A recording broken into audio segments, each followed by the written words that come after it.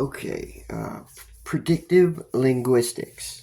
Back in 2009, this man right here, named Cliff High, wrote a program called predictive linguistics that predicts the future.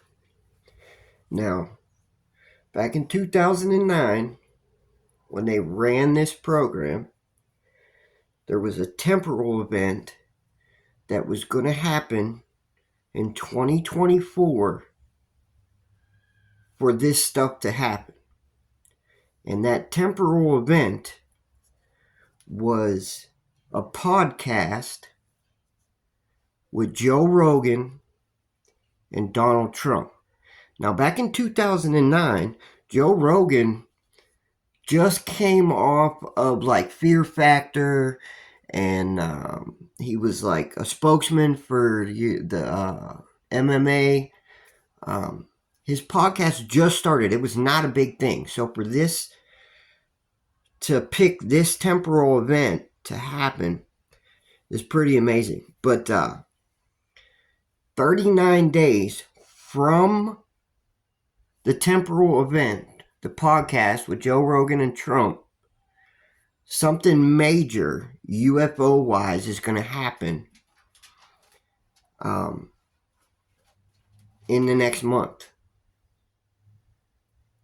And I'm going to give you a little video of this guy. But you're going to have to pretty much, you're going to have to research it yourself to learn everything. So I'm just going to give you a short visual or a short video and just tell you a couple basic things. But you'll have to get on there and do it. So, all right. Oh, do me a favor. Don't like this video. Don't share this video. Don't subscribe to this video because Google is on these nuts. I don't want none of Google's money. So here we go. So we've got the descending silver. Okay, so there's the golden age, the last golden age. And here's the descending silver, then the descending bronze. Then we're into the Kali Yuga. And then we start going up in the ascent again. And so here we have bronze, and then silver. Okay, so we're right here, right down there now, okay? But 5,000 years back, somewhere in that area, in the descending Bronze Age, was a group of people that called themselves, or at least as far as we know, that we now call Hurrian, okay? And we know most of our stuff about Hurrian, not because we have a lot of stuff in that language or about that language, but because we have a lot of reports, or not, okay, I say a lot. We have some. All this stuff is sparse and minuscule, and you got to work your ass off to get into it. But we have Avestan, which is a precursor to Sanskrit and also coexisted with Sanskrit for a long time. Anyway, and that references some of the Hurrian stuff, okay? And so what I wanted to get into was this concept of the Jadu, all right? Which is, I think, it's where we get the Jedi stuff from. But it's J-A-D-U. Now, it's a long vowel and long U. Okay, so Jadu is a word that comes to us from Hurrian and comes all the way up to Farsi. And we have this word in Farsi now as Jadu Gar. Gar is a word that means, in Hurrian, it means doer in the body. It's a very interesting word, okay? Because Gar is not a person. Although nowadays, in some of these languages up in here, they just translated it as meant a person. And that was not what the Hurrians meant by that, okay? The Hurrians meant by that, very specifically, local consciousness. That which motivates the body. So the technical definition for the Gar word is doer in the body. The person that, the being that moves the body of the person into and doing all of this stuff, right? Because without without local consciousness, there is no motive action. There's no movement or anything. The Hurrians were very sophisticated this way. It's really striking.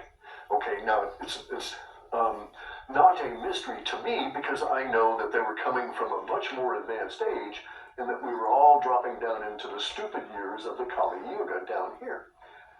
And so Hurrian back in this, I bet you that the information we get out of Hurrian by way of Avestan and Sanskrit goes way back into the Golden Age and was part of a much, much more rich and sophisticated understanding.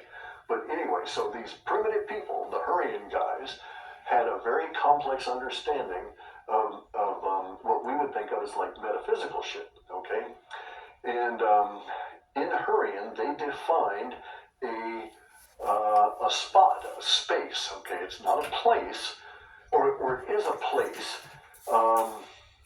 and can also be thought of as a space, but it's not material. So for the Hurrians, okay, so let me say that in Farsi, and most of these top 4 languages from Old Persian onward would define Jadugar or Yedugar, so Jadu, Jedi, would define them as a magician. That's not what the Hurrians meant by that word, okay? Because this, the Jadu is a place. And I understand why these other languages define it that way, because Jadu is the place from which our concept of magic arises. Okay, so get this. The Jadu is the space, or it's the place immediately on the other side of the life-death barrier. So it doesn't have a referential point. It's not like you can say it's over in that other room, right? But it very definitely exists because you're going to go there, right? Everybody does. And so the Jadugar, the Jedi, are those doer in the body that, in the term of the Hurrians, are exploring this place on the other side of the life-death barrier. And they had it defined, okay? But it's not a definition. They had quite clearly defined it. And I actually think a lot of our understanding of meditation arises from these people. But anyway, they had it defined, and you can't. So in their culture, I'm imagining, because we don't have a ton of stuff from them, but I'm imagining that this thing is widespread enough that it appears in many different other languages, all referencing back to them, this concept.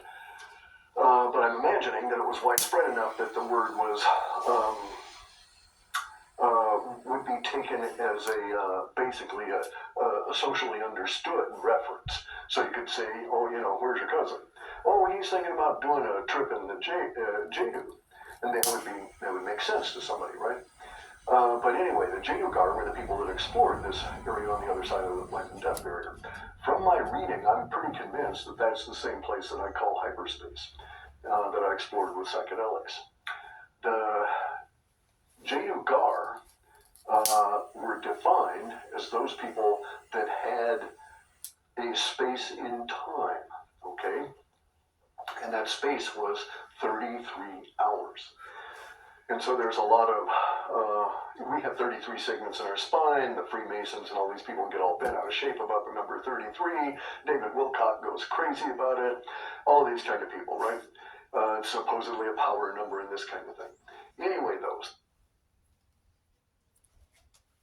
you had to come back, or you didn't come back, okay? So there was no 34-hour Jadugar.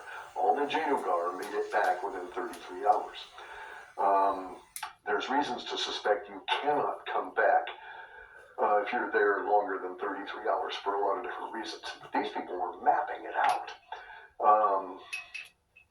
So they had an approach in a way of getting into hyperspace that either involves psychedelics or it involves something like, self-suffocation, or who the hell knows what kind of bizarre shit they were in. Or maybe it was because they were coming out of the more golden age and they had some kind of technology, some kind of machinery. In any event, though,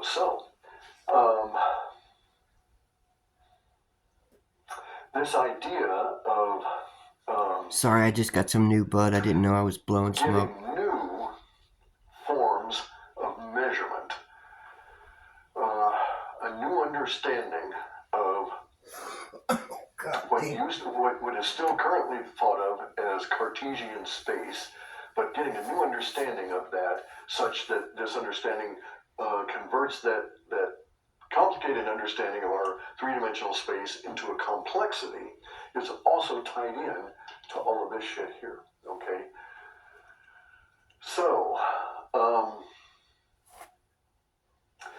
so it's I'm making some assumptions, and I'm making some assumptions relative to what I've read about what these people did and what they went through, and the fact that this has a particular language history, and all of this stuff coming up relative to the TM and the melee with the UFOs, right? And I'm relating all those together, and coming up to this forecast that goes way back into the 2009, also was reaffirmed in 2019, and was actually, we were able to, I think it was probably 2017, and we were able to apply a descriptor to it that made some sense, okay? So along with the melee and all this other stuff going on, the visible contention, and then whatever the hell is happening here on the planet, somewhere on Earth, a human or a group of humans, or maybe it's already been done and we'll find out about it in that period of time, they're going to discover this like intergalactic interweb, okay? So in other words, they will discover that there's communications going on constantly around us, and to a certain extent, what we think of as Akashic records may be a concept that could be applied to vast galactic civilizations talking to themselves and to each other and putting data out in a particular space that is, in my opinion, I think it's transiting through hyperspace. I think that comes into it. But anyway, we'll discover this level of communications. And I'm of the opinion, I've got a couple of quick opinions that are going to annoy people. Okay, so there you go. We got about 30 days to disclosure, more or less, because something's going to happen right in front of us that they're not going to be able to hide anymore. So, 30 days. Do some research. It's crazy what's coming.